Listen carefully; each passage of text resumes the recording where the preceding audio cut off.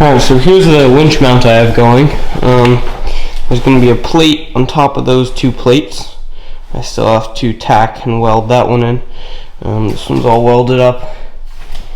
And then we're going to drill holes in the top plate and screw the winch in.